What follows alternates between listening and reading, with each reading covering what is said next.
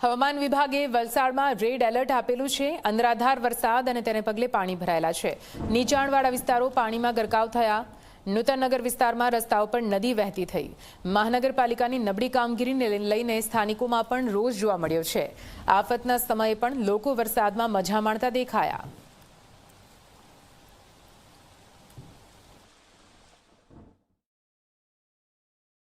વાપીની અંદર છેલ્લા 24 કલાકમાં પડેલા ભારે વરસાદને લઈને ઠેક ઠેકાણે પાણી ભરાઈ ચૂક્યા છે। હાલમાં આપ દ્રશ્યોમાં જોઈ શકો છો એ પ્રમાણે આજે નૂતનનગર વિસ્તાર જે છે આઝાદનગર પાસે આજે સોસાયટી છે, સોસાયટીમાં પાણી ભરાઈ ચૂક્યા છે અને લોકો રસ્તા પર જે પાણી ભરાયા છે તેમાં મસ્તી કરી રહ્યા છે।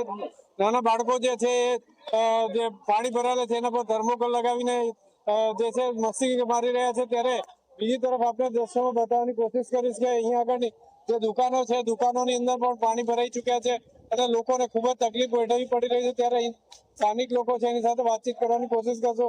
આપનું નામ જણાવો। જીનલબેન। જીનલબેન, કેવી તકલીફ પડી રહી છે? અહીંયા બહુ તકલીફ પડી રહી છે, આવા જવામાં બહુ ભરાઈ ગયું છે પાણી।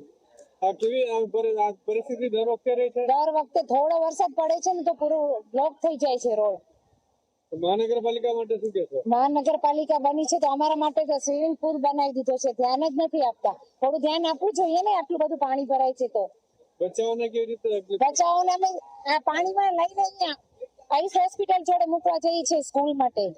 અહીંયા અંદર વેન વાળા આવતા જ નથી, ના કહી દે છે। કેટલું જોખમ છે? જોખમ તો વધારે છે પણ શું કરીએ, છોકરાઓને બી ભણાવવા પડે, રાખવા પડે, કરવું પડે ને, તો થોડું સમજવું પડે ને એને બી।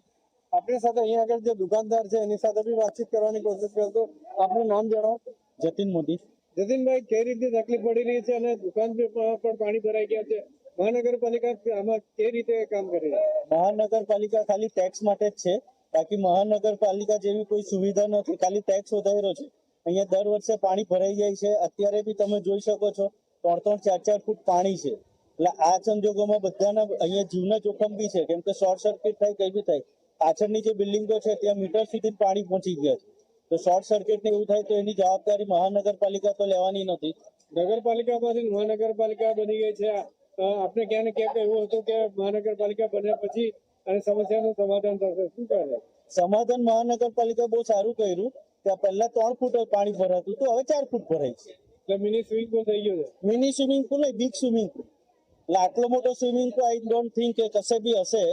હજારો સ્ક્વેર ફીટ નો સ્વિમિંગ પુલ જ છે, રોડ નથી, અહીંયા સ્વિમિંગ પુલ છે। તો આ રીતે જે છે અહીંયા આગળ જે આઝાદનગર જે વિસ્તાર જે છે એની અંદર પાણી ભરાઈ ચુક્યું છે અને લોકો અહીં કેડસમા પાણીની અંદર આવવા જવા માટે મજબૂર થઈ રહ્યા છે। ત્યારે લોકોને જે પ્રમાણે તકલીફ વેઠવી પડી રહી છે, ત્યારે ક્યાંક ને ક્યાંક મહાનગરપાલિકાની જે અત્યાર સુધીની કામગીરી છે એ ફક્ત ને ફક્ત ચોપડા પર જ દેખાઈ રહી છે। મહાનગરપાલિકાની કોઈ પણ ટીમ જે છે કોઈ બી જગ્યાએ જ્યાં પાણી ભરાયા છે ત્યાં આગળ જે સાફ સફાઈનું કે બીજું કોઈ પણ કામ કરતું દેખાવા નથી આવ્યું। નિલેશ જોશી, ઝી મીડિયા, વાપી।